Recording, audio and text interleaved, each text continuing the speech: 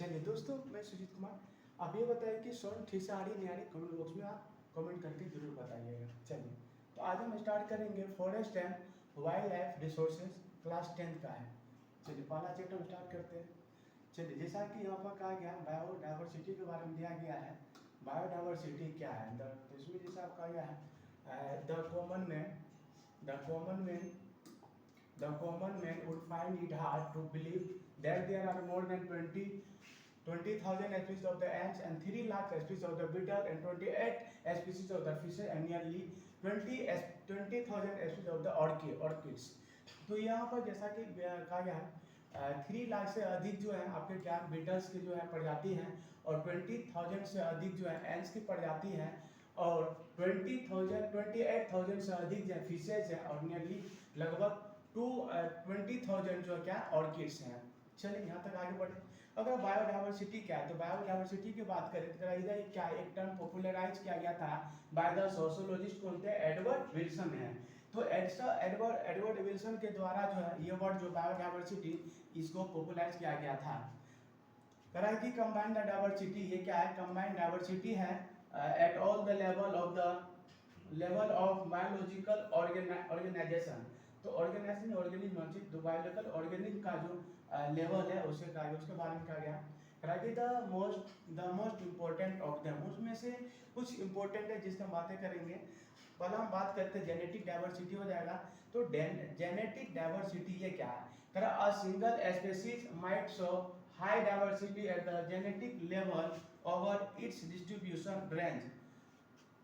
तो सेकंड दिया गया आपका species of the diversity, the diversity. चलिए, the diversity at the species level. For example बात करें, Western Ghat have a greater amphibian species diversity than the Eastern Ghat. तो Eastern घाट की कंपेयर अगर देखा जाए तो वेस्टर्न घाट में जो है बहुत अधिक जो है डाइवर्सिटी पाया जाता है। इकोलॉजिकल डाइवर्सिटी की बात करें, at the ecosystem level India में बात करें, for the instance with its deserts, rain forest, mangrove, coral reef, wetlands, estuaries and the alpine meadows has a greater ecosystem diversity than a Scandinavian country like Norway। तो जैसा कि आपका कहा गया है कि इकोलॉजिकल डाइवर्सिटी जो है एक इकोसिस्टम लेवल है, जिसमें कि अगर बात करें जैसे कि डिजर्ट रेन फॉरेस्ट की बात करें, मैंग्रोव की बात करें, कोरल रीफ हो गया, वेटलैंड हो गया, एस्टुरी एंड द अल्पाइन मैंग्रोव, ये सब जो है इसके पास क्या आता है? ग्रेटर जो है इकोसिस्टम डाइवर्सिटी है। अगर हम कंपेयर करें किसके तुलना में, तो स्कैंडिनेवियन जो कंट्री है जैसे कि नॉर्वे, उसके कंपेयर में देखा जाए तो भारत में बहुत ही ज्यादा डाइवर्सिटी है।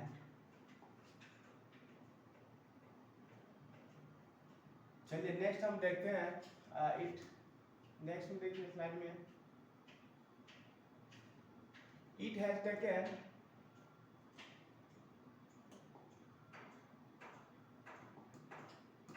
चलिए, तो it has taken million of years evolution to accumulate this rich diversity in nature, but we could loss all that wealth in less than 2 century, present as special losses country.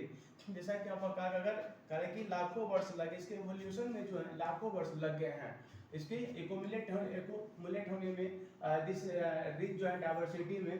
But अगर इसी तरह से अगर 2 century अगर लगातार चलता रहे तो ये सभी जितनी पड़ जाती है हम सभी को क्या करेंगे? खो देंगे। अब नेक्स्ट बात क्या है? Biodiversity and its conservation are the no vital important issue for international concern as more people around the world begin to realize the critical importance of the biodiversity for our survival and the well-being on this planet। तो इस planet पर जो है इसकी conservation के लिए बहुत जरूरी हो जाता है हमारे इन्वायरमेंट के लिए, विटल इन्वायरमेंट इशू। तो इसे अंतर्राष्ट्रीय स्तर पर जो है इस विटल इन्वायरमेंट की जो इशू रहा इसके बारे में उठाया गया, और मोर अधिक से अधिक लोग जो है अपने वर्ल्ड के चारों जितने सारे लोग हैं उन्होंने रियलाइज किया कि बायोडाइवर्सिटी जो हमारे सर्वाइव के लिए और मतलब वेलबींग ऑन दिस प्लानेट, इस प्लानेट पर हम जो प्रजाति रह रहे हैं उन सभी के लिए बायोडाइवर्सिटी कहीं ना कहीं बहुत ही इंपॉर्टेंट है, इसका बहुत ही महत्व है। ऑल्दो इंडिया हैज ओनली 2.4% है, तो भारत में जो है 2.4% जो है लैंड एरिया है, जबकि इसमें जो है ग्लोबल स्पीशीज डाइवर्सिटी जो है कितना है, टेम्परेचर 8.1% है। तो ओनली 2.4% जो एरिया हमारे पास है उसमें वर्ल्ड के कितने प्रजाति हैं, वर्ल्ड के 1.8 प्रजाति जो है, इतने स्पीशीज जो है हमारे इंडिया में प्रेजेंट है। कहा गया that is what make our country one of the 12 mega diversity countries of the world. तो संसार में हमारे जो है 12 मेगा डाइवर्सिटी की अगर बात करें तो उनमें से एक हमारा कंट्री भी स्थान रखता है।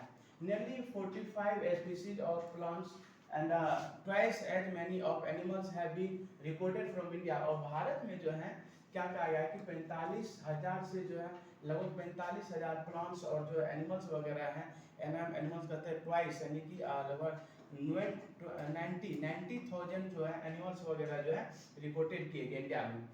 Only 22% of the total species have been reported so far. और अब तक जो है केवल ऐसा कहा कि 22% ही रिपोर्टेड किया गया, यानी कि 88% जो है अभी भी 78% अभी भी अनरिपोर्टेड है।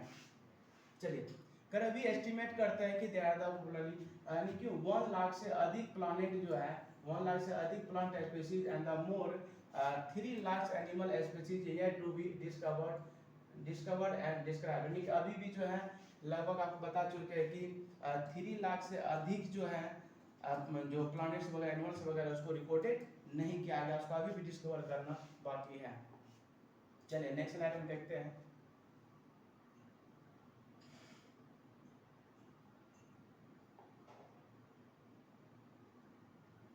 चलिए यहाँ अब बात करें बायोडाइवर्सिटी। बायोडाइवर्सिटी क्या है? तो बायोडाइवर्सिटी रिफर करता है to the variety of life on the earth. It is a measure of the variation at the ecosystem, species and the genetic level. Biodiversity is abundant in the tropical area. Tropical area cover कितना कराता है? 10% करता है earth surface, but they host 90% of the world species. तो क्या ऐसा कहा गया कि वर्ल्ड में जो है जो हमारे पास जो बायोडाइवर्सिटी है बहुत ही अधिक मात्रा में पाया जाता है, कहाँ पर? ट्रॉपिकल एरिया में। और ट्रॉपिकल एरिया जो है 10% अर्थ सरफेस का कवर कर रहा है। ये अर्थ है इसका ओनली 10% ही जो है क्या करते हैं, ट्रॉपिकल एरिया कवर करता है, जिसमें 90% जो है स्पीशीज पाए जाते हैं। चलिए और इसमें और हम कुछ पॉइंट हैं, जैसे contribution of the biodiversity in human life. तो ह्यूमन लाइफ में बायोडाइवर्सिटी का क्या योगदान रहा है? Agriculture, a variety of the plant species meet our needs for food. इस contribution to business and the industry. तो ये क्या कर रहे हैं, बिजनेस और इंडस्ट्री में भी क्या कर रहे हैं, अपना कंट्रीब्यूशन दे रहे हैं, एग्रीकल्चर में भी दे रहे हैं। और लेजरली एक्टिविटी जो अवकाश क्या बोलते हैं, अवकाश एक्टिविटी जो होता है, जो क्रियाकलाप होते हैं, जैसे हम लोग सब कहीं घूमने उमने जाते हैं तो उसके लिए जो कुछ व्यवस्था किया जाता है उसे हम क्या बोलते हैं, लेजरली एक्टिविटी बोलते हैं। इकोलॉजिकल प्रोसेस की बात करें तो होगा आपकी क्या पारिस्थितिकी प्रक्रिया है, तो ये इसमें भी क्या करते हैं, मदद करते हैं। चलिए नेक्स्ट स्लाइड देखते हैं।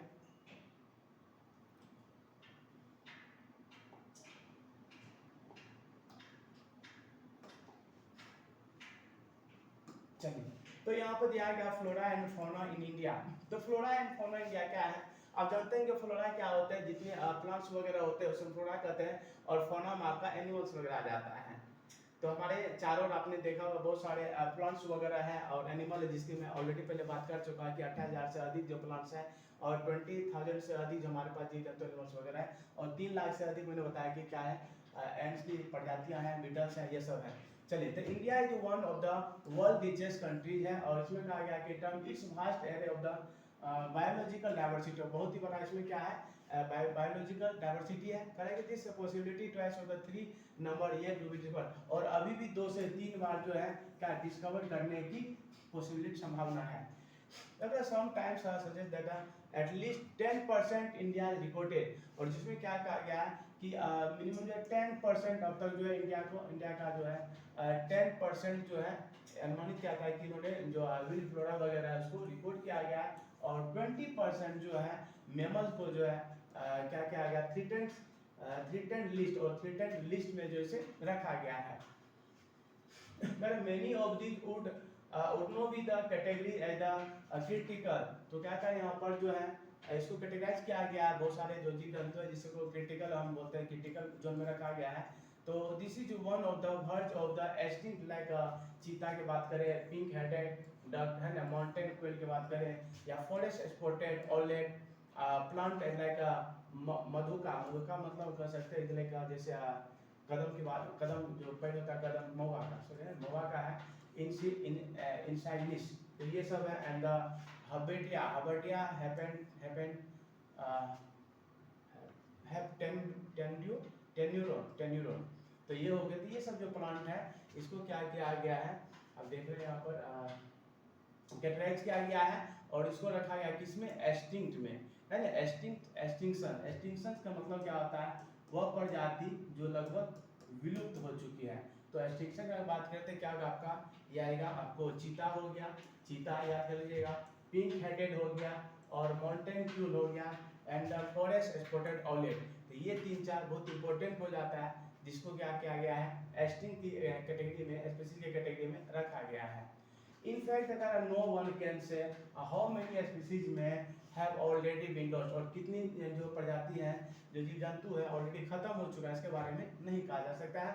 आज हम देखते हैं कि we only talk of the larger more visible animals, यानी कि बहुत जो बड़े पैमाने पर जो बड़े जीव जंतु हैं या जो ज़्यादा से ज़्यादा हमको हम देख पाते हैं जिसे, उनकी चर्चा करते हैं। एनिमल्स की बात हो या प्लांट्स हो, हैविंग बिकम द एक्सटिंक्ट, जो अभी खत्म हो चुका है, खत्म होने के कगार पर है। तो what about the smaller animal like insect की बात करें, प्लांट्स वगैरह हो गए। ठीक है, नेक्स्ट स्लाइड बढ़े आगे।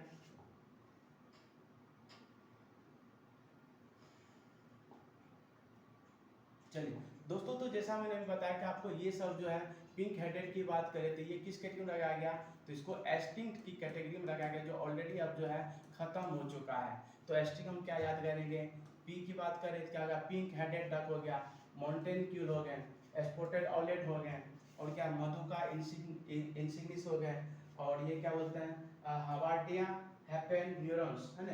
तो ये सब जो है टोटल आपको यहाँ पर दिया गया 5 जो है प्रजाति दिए गए, जिसमें कि आपको 3 जो है क्या होगा, एनिमल्स हो जाएंगे और 2 हमारे प्लांट्स हैं। तो याद रखिएगा, ये जो है पिंक डक है ना, क्या बोलेंगे, pink headed duck, pink headed duck हो जाएगा, और दूसरा क्या बताएं, माउंटेन क्यूल हो जाएगा, और तीसरा स्पॉटेड ऑलेट हो जाएंगे। और 2 हम प्लांट की बात के, एक जो है क्या कहते हैं महुआ होता है, और एक आप देख रहे होंगे जिसको क्या बोलते हैं हावर्टिया करके याद कर लीजिएगा, ये 2। ठीक है, मैंने अभी क्या पढ़ा, एक्सटिंक्ट कैटेगरी में जो प्लांट को रखा गया है, जीव जंतु को रखा गया है, उसकी बात की है। अब आगे हम देखते हैं क्या नेक्स्ट।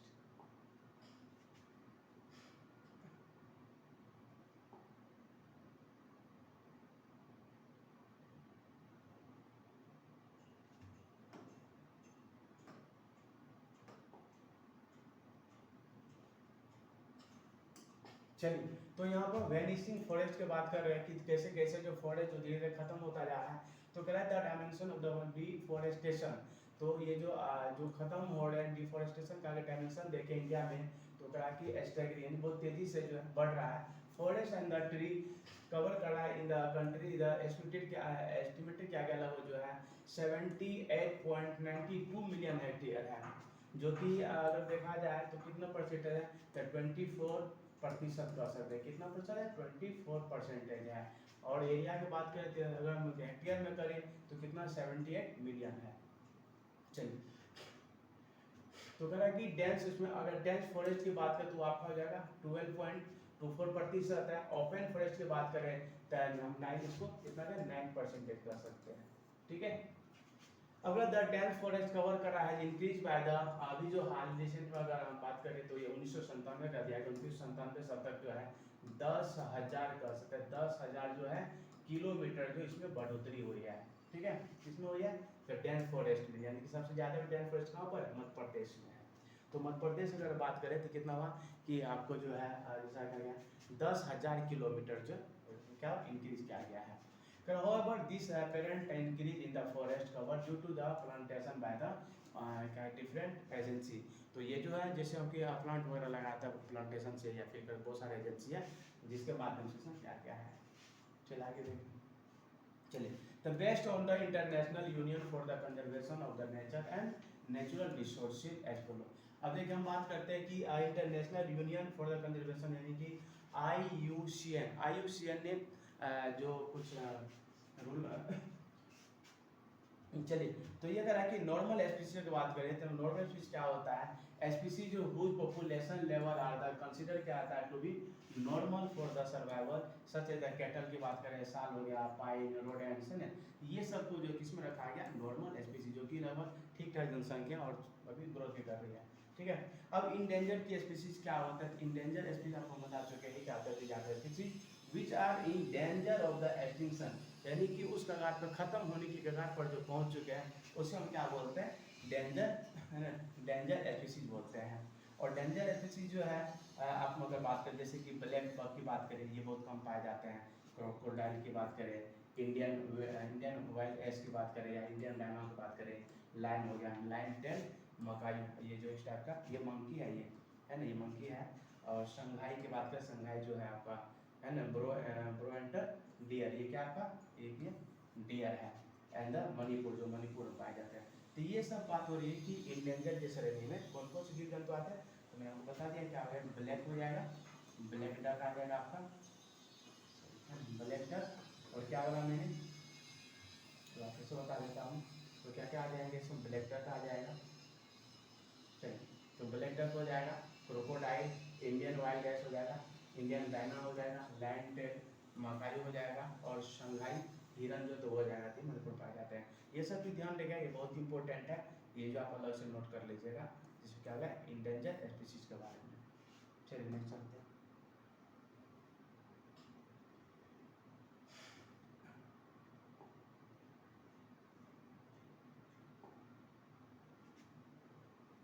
दोस्तों, तो जैसा कि मैंने आपको पहले करवा चुका हूँ, जो एक्सटिंक्शन है ना, जो खत्म होने के कारण पर है, उसमें मैंने आपको क्या बताया था, पिंक जो है, पिंक हेडेड क्या था, पिंक हेडेड डक था, और दूसरा मैंने बताया था एम्स्टर मोल्टेन क्यूल था, और अगर बात करें तो चीता था। तो ये सब आपके एक्सटिंक्शन में, बट यहाँ पर इंडेंजर की बात करें तो आपका ब्लैक बक आ जाएगा, है ना, ब्लैक बक डियर है, ब्लैक बैक हो गया, राइनोसोर हो गया, है ना, और या क्या लाइन हो गया, हम इसको इसलिए आप कर सकते हैं BIL, है ना, बी से क्या हो जाएगा ब्लैक, आई से इंडियन डायनो, और एल से क्या हो जाएगा आपका, क्या हो जाएगा लायन टेल मकाओ, है ना, ये हो गया। उसका शंघाई की बात करें, रोडेंट्स की बात करें, और पाइन, ये सब आपके क्या आ जाएंगे, इंडेंजर की श्रेणी में आ जाएंगे। तो मैंने पहले बताया था आपका क्या था वो, एस्टिंग, और दूसरा जो है आपका इंडेंजर आ जाएगा। चलिए आगे देखते हैं।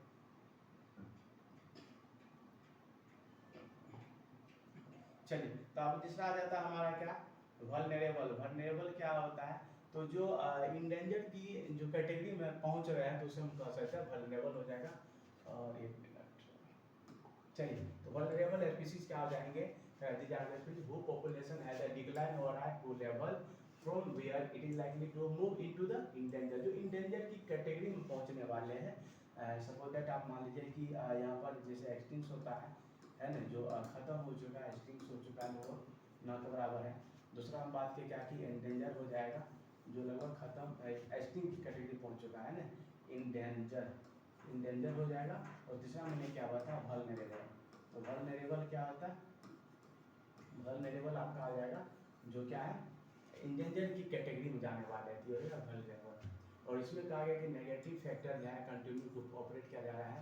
एग्जाम्पल अगर बात हम करें जैसे कि ब्लू शीप की बात करें, एशियाटिक एलिफेंट हो गया, है ना, गैंगेटिक डॉल्फिन हो गया, तो ये सब किस में आ जाएगा, वल्नरेबल में आ जाएगा।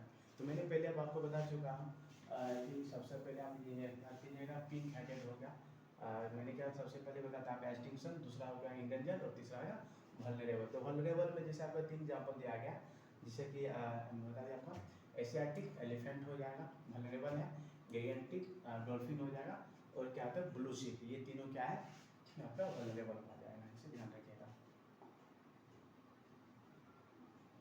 चलिए, तो आगे सर, आगे देखें, आगे क्या आता है, रेयर स्पीसीज।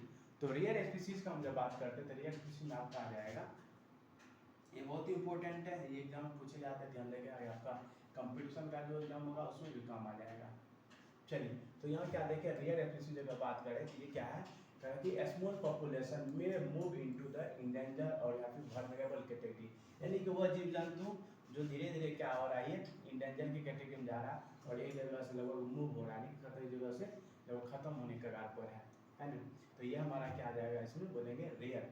तो negative factor are the affecting कार्डियम कंटिन्यू ऑपरेट। द एग्जांपल की बात करें तो क्या है, हिमालयन ब्रोन बियर, ये हमारे देख रहे हैं, ये हिमालयन जो ब्रोन बियर है। दूसरा अगर हम बात करें, आपको देख रहे होंगे डेजर्ट फॉक्स है, हिमालयन ब्रोन बियर है, और ये हॉर्नबिल है, और ये देख रहे हैं विल्ड एशियाटिक बफेलो है। तो ये सब आपके किस में आ जाएगा, वल्नरेबल में। तो मैंने आपको बताया वल्नरेबल है, उसको आपने इससे पहले पढ़ा था, सॉरी रेयर स्पीसीज है, इससे पहले आपने पढ़ा था क्या था वो, वल्नरेबल। जैसे कि हम एशियाटिक एलिफेंट की बात करें, या ब्लू शिप की बात करें, या गिगेंटिक डॉल्फिन की बात करें, तो ये सब क्या था आपका वल्नरेबल था, और ये आपका रेयर में आ जाएगा। चलिए आगे बढ़े। चलिए अब यहाँ आता है इंडेमिक क्या है। इंडेमिक की कैटेगरी पर हम बात करते हैं।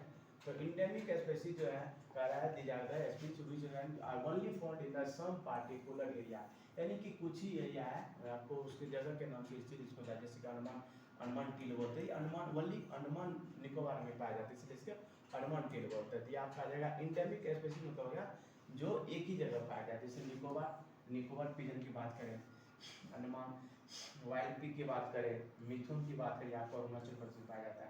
तो ये उसको हम क्या बोलेंगे, इंडेमिक स्पीसीज बोलेंगे, ठीक है। आगे बढ़े जरा।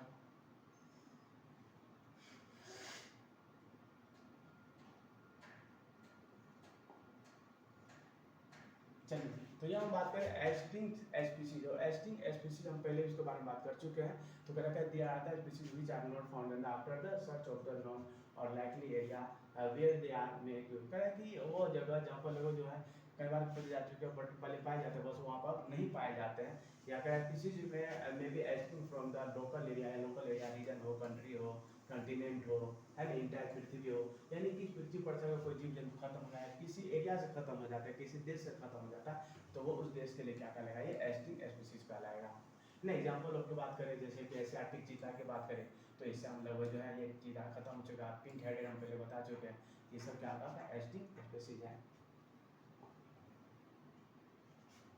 चलिए अब क्या world fastest land mammal the चीता, है ना। तो ये चीता जो है वर्ल्ड में क्या सबसे फास्ट तेज दौड़ने वाली जो मैमल्स है, वो क्या आ जाएगा, आपका चीता आ जाएगा। आप ऑलरेडी पढ़ भी चुके होंगे।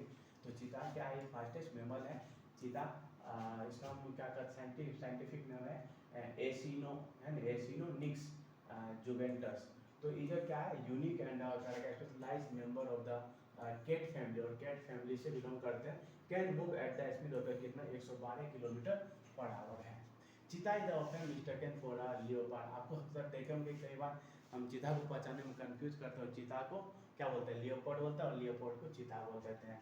तो ध्यान रखिएगा, चीता जो है, जो चीता होता है उसमें देखते होंगे ये एक टाइप से ये जो है धारी बना हुआ रहता है, और जबकि ऐसा लियोपार्ड में नहीं पाता। ये हमारे क्या, ये चीता है, ठीक है, ध्यान रखिएगा। और इसको जो ये स्पॉटेड होते हैं हमारे, ये क्या आता है, सर्कल टाइप का होता है।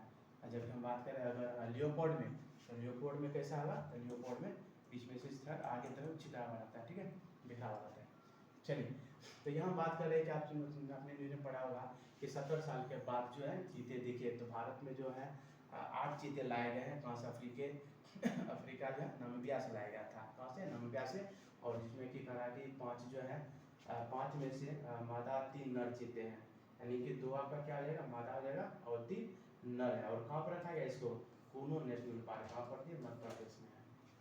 चलिए आगे 1952 में से देश में चीतों के विलुप्त होने की घोषणा की गई थी। चल आगे बढ़े, इसमें कुछ और इम्पोर्टेंट पॉइंट है उसको देख लेते हैं। जैसा कि आपको कह रहा है कि period to the 20th century cheetah were widely distributed from the Africa and Asia, Africa और एशिया से खत्म हो चुका है। आज भी करें today Asian cheetah is nearly extinct due to the decline of the available habitat and the prey. और ये भी जो है जो एशियाटिक चीता है, एशियन चीता है, नियरली लगभग खत्म ही हो चुका है एक तरह से कहा जाता है ना। The species was the declare किया गया extinct in the India long back and in 1952 से खत्म हो चुका है, घोषणा कर दिया गया। चलिए अब आ गया, आप आपको कुछ यहाँ पे देखिए क्वेश्चन दिया गया है। आप इसको पढ़िए एक बार और खुद बनाने की कोशिश कीजिए। चलिए, यहाँ का what are negative factors that cause such fearful depletion of the flora and the fauna। तो कह रहा है कि बताइए नेगेटिव जो फैक्टर है वो क्या है, जैसे क्या बात करें fearful डिप्लेशन हो रहा है फ्लोरा और फौना का, तो इसके बारे में बात करेंगे। अब द ग्रेटेस्ट डैमेज इन्फ्लिक्टेड क्या गया ऑन द इंडियन फॉरेस्ट की बात करें ड्यूरिंग द कॉलोनियल पीरियड, जैसे से हम लोग कॉलोनियल पीरियड कॉलोनी वगैरह जो स्थापित किए जाते हैं, तो इसके दौरान क्या होता है बहुत सारे जो फॉरेस्ट वगैरह है उसको क्या होता है उसको काट दिया जाता है, उसको खत्म कर दिया जाता है, इसमें डिप्रेशन हो रहा है। To the expansion of the railway agriculture और कमर्शियल